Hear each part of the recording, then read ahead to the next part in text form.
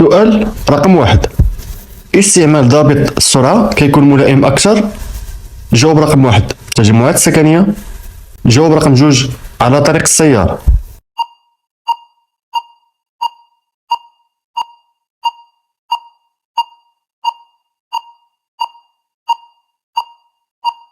الجواب الصحيح رقم جوج: استعمال ضابط السرعة كيكون ملائم أكثر على طريق السيارة. ضابط السرعة ما كيكونش متوفر في جميع السيارات، كاين في بعض السيارات، وهذا ضابط السرعة يعني كتحقق السرعة ديالك. على سبيل المثال انت غادي في طريق السيار وبغيتي السيارة ديالك تبقى غادا ب 100 كيلومتر أو 120 كيلومتر مضبوطة، يعني بلا ما تبقى تقيس الاكسيلاتور، كتحققوا على 120 كيلومتر الساعة على سبيل المثال.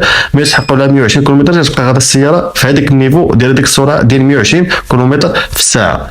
كنظن الامور واضحه. ولا بغيتي تانوليه، يعني تانوليه وترجع السياره ديالك عادي، تحكم في الاكسيلاتور ديالك، تزيد وتنقص السرعه كيف ما بغيتي نتايا. اين فوا كتقيس الفرامل، كتقيس الفران، كيتانيلا هاد ضابط السرعه وكتولي السياره ديالك عاديه، انت اللي كتحكم في السرعه وفي الاكسيلاتور ديالك. وكما قلنا كيتانيلا اين فوا تقيس الفران. اذا في نطاق السؤال استعمال ضابط السرعه كيكون ملائم اكثر.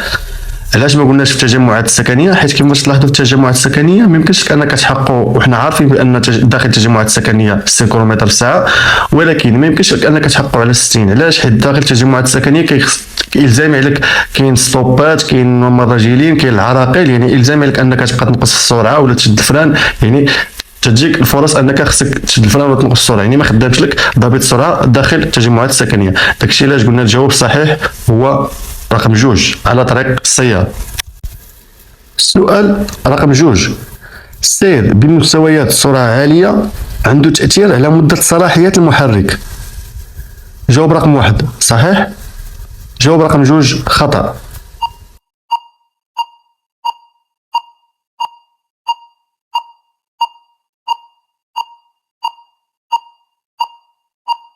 الجواب صحيح رقم واحد: السير بمستويات سرعة عالية عنده تأثير على مدة صلاحية المحرك. نعم صحيح بالفعل أنه السير بمستوى عالية، يعني إلا مشيتي ب4 أيام أو لا ب5 أيام، يعني راه حاجة أوتوماتيك وباينة بانك كتحافظ على المحرك. علاش؟ حيت ملي تمشي ب4 ايام ولا ب5 ايام يعني بسرعه عاليه، راه كتمشي السياره منفسه، يعني كتمشي مرتاحه السياره. اما راه كانت السرعه طايحه، سرعه هابطه، يعني اوتوماتيكمون راه باينه عاوتاني راه المحرك انه تياكل الضغط، حيت انت غادي بسرعه بطيئه، ماشي بحال كانت 4 ايام ولا 5 ايام كتكون السياره غادا منفسه. كنظن السؤال واضح وباين وكادو لكم نهار الامتحان. السير بمستويات السرعة عالية عنده تأثير على مدة صلاحية المحرك. الجواب صحيح رقم واحد. السؤال رقم 3: كاميرا ديال الرجوع للخلف كتعفي السائق من الرؤية المباشرة. جواب رقم واحد نعم. جواب رقم جوج لا.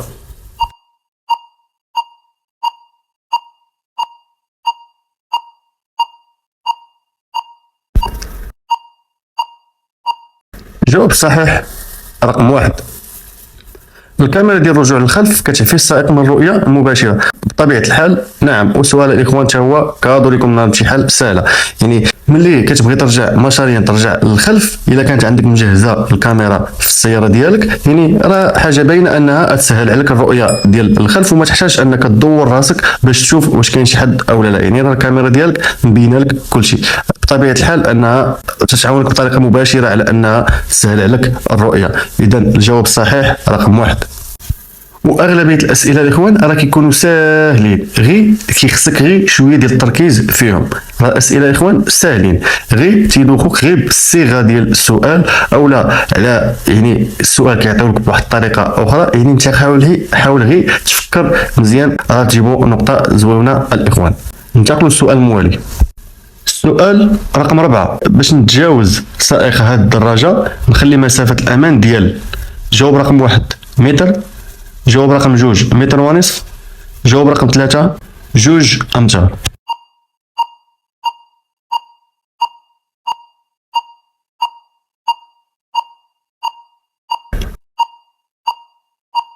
الجواب الصحيح رقم 1: باش نتجاوز هذا السائق الدراجة داخل المدينة، كيف ما تعرفوا جميع الإخوان، داخل المدينة كتخلي المسافة ديال متر. خارج المدينه كتخلي مسافه ديال متر ونصف. ولكن غنقول لكم واحد الملاحظه، بغيت كلشي يدخل هاد المعلومه راسو في هاد الكود الجديد، هاد الامتحان السياقه جديد اللي دار جديد دابا، الاسئله اللي تحطوا جداد دابا اخوان، راه ولات فحال المدينه فحال خارج المدينه، يعني بجوجهم كتخلي مسافه ديال متر. تنظن الامور واضحه، يعني لا داخل المدينه لا خارج المدينه كتخلي مسافه ديال متر في هاد الاسئله الجداد. كنظن الامور واضحه الاخوان. اذا الجواب صحيح 1 متر. السؤال رقم 5، في هذه الحدوره الطويله الضغط على الفرامل بصوره مستمره تؤدي لتلف ديال. جواب رقم 1 الفرامل، جواب رقم 2 علبة السرعات، جواب رقم 3 الواصل.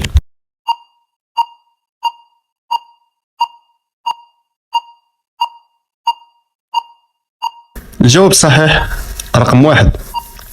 في هذه الحدوده الطويله الا ضغطت على الفرامل بصفه مستمره، ملي تنقولوا بصفه او بصوره مستمره يعني الا بقيت حاط رجلي على الفران، يعني ماشي تنبومبي، الا بقيت حاط رجلي على الفران فين تيكون عندي المشكل؟ تؤدي لتلف ديال، يعني فين يكون عندي المشكل؟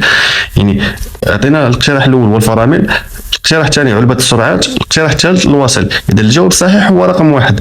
اوتوماتيكمون الا بقيتي ضاغط على الفران بصفه مستمره، بقيتي حاط رجلك على الفران، يعني حاجه عاديه بان الفرامل هما اللي ياكلوا الدق، يعني الدياسك ديال الفرامل يعني غيسخنوا وياكلوا الدق، ما يبقاوش يشدوا الفران مزيان. اما الاقتراح الثاني البواطه علبه السرعات اللي هي بواطه فيتاس لا علاقه لها بهذا السؤال. وكذلك الاقتراح رقم 3 الواصل اللي هو لومبرياج، حتى هو ما عنده حتى شي ضرر في هذه المرحله ملي كتكون ضاغط على الفران. ملي كتكون ضاغط على الفران اللي تياكلوا العصا هما الفرامل، يعني هما الدياسك هما الفران نيت اللي تياكل العصا. كنظن السؤال واضح. اذا الجواب صحيح رقم 1. السؤال رقم 6، لتغيير العجلات نبدا ب. جواب رقم 1 حل المسامير، جواب رقم 2 بتفكيك المسامير، جواب رقم 3 رفع السيارة على الرافعة.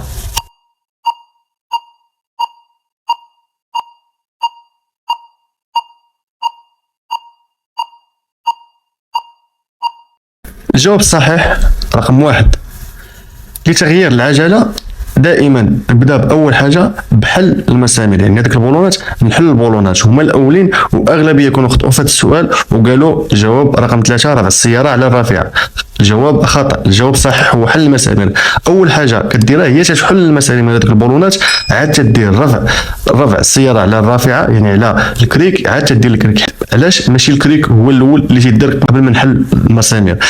الا هزيتي السياره بالكريك وبغيتي تحل المسامير هذوك البولونات، يعني العجلات بلا الدور، يعني تصعب عليك القضيه. اول حاجه كدار ملي تبغي تبدل الرويضه ديال السياره، اول حاجه كتحل المسامير، وماشي ماشي بتفكيك المسامير، ماشي تفكك المسامير، غير تحلهم ما تحيدهمش من بلاصتهم، غير تحل المسامير. ثانيا كترفع السياره على الكريك، كتهزها بالكريك. ثالثا عاد تمشي بتفكيك المسامير، عاد تحيد المسامير من بلاصتهم. اذا الجواب صحيح هنايا جواب رقم 1. السؤال رقم 7، كل 6 شهور نتاكد من. جواب رقم 1 ضغط العجلات، جواب رقم 2 حالة الريش المساحات، جواب رقم 3 ضغط العجلة الاحتياطية.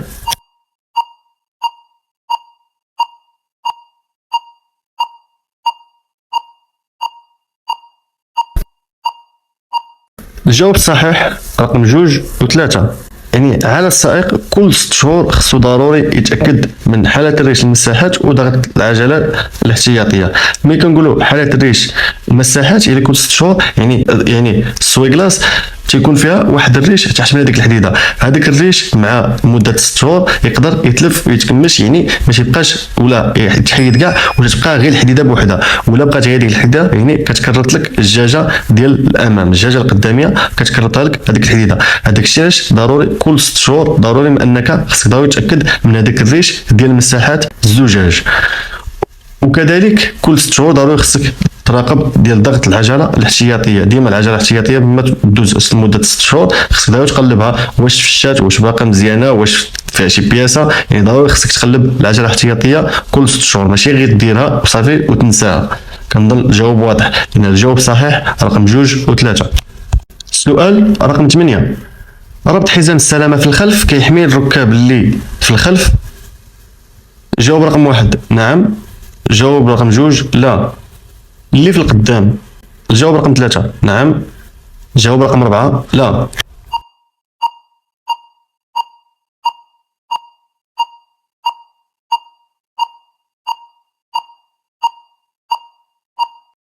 جاوب صحيح رقم 1 و 3.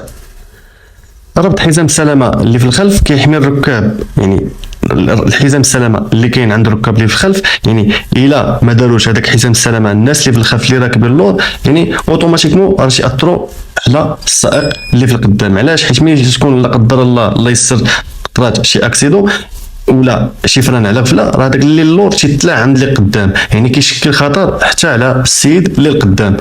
يعني كذلك عاوتاني حتى في الخلف تيشكل عليهم خطر. يعني في هذا السؤال كيقول لك ربط الحزام السلامه في الخلف كيحمي الركاب اللي في الخلف واللي في القدام. بطبيعه الحال ربط الحزام السلامه هي راه باينه انه كيحمي الناس اللي في الخلف، ولكن راه كذلك كيحمي حتى الناس اللي في القدام. يعني الا الطرمه عنده راه يخطر يشكل عليه خطر. اذا الجواب صحيح رقم 1 و 3. السؤال رقم 9، العلامات المشار لها على لوحة القيادة كتعلمني على أنه يمكن لي نمشي بكل أمان. جاوب رقم 1 صحيح، جاوب رقم 2 خطأ.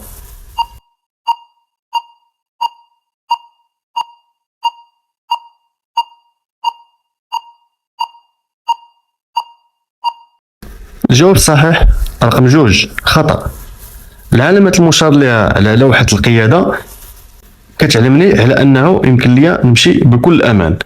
كيف ما تلاحظوا الاخوان، عاوتاني بزاف ديال الاسئله يا اخوان راح يكونوا كادو عندكم، مساعده منهم لكم في الامتحان، كادو عندكم في الامتحان. كيف ما تلاحظوا هنا في الطابلو الاخوان عندنا جوج ازرار شاعلين، يعني عندنا الاول وعندنا اللي على يدك اليمين، وعندك عندنا الثاني اللي على يدك اليسار. الاولاني الاخوان كيف ما تلاحظوا الكونتور كتلاحظ هنايا بانه بدا في انطلاق ديال السياره، وهنا عطاو هاد العلامات. هاد العلامات كينبهوا بانه الاول انه كما تلاحظوا ما رابطش حزام السلامه، وضروري قبل ما يدور العجلات قبل ما يتحرك من بلاصتو ضروري خصو يدير اول حاجه هو حزام السلامه. كما تلاحظوا هو حزام السلامه ما مربوطش. وثانيا العلامه اللي كاينه عاوتاني فيها علامه التعجب اللي كتشوفوها على يدنا اليسار، هذه ديال الفران ديال اليد. الفران ديال اليد باقي ما تلقاوش، يعني باقي ما هبطش الفران، باقي الفران ديال اليد كاين. يعني العلامه المشار لها على لوحه القياده واش كتعلمني على انه يمكن لي نمشي بكل امان؟ يعني جواب واضح وباين بانه خطا، لا ما يمكنش لي. يعني ضروري خصني ندير حزام السلامه ونهبط هذاك الفران ديال اليد اللي هما عاطيني الاشارات ما في السياره بانني ما نهبطش الفران وما ديرش حزام السلامه. من نطبق هاد الشروط هذه ديك الساعه نتحرك. كنظن الجواب واضح، الجواب صحيح رقم 2. السؤال رقم 10، كنتوفر على هاد رخصه السياقه واجب نتوفر على. جواب رقم 1 نظارات، جواب رقم 2 عدسات.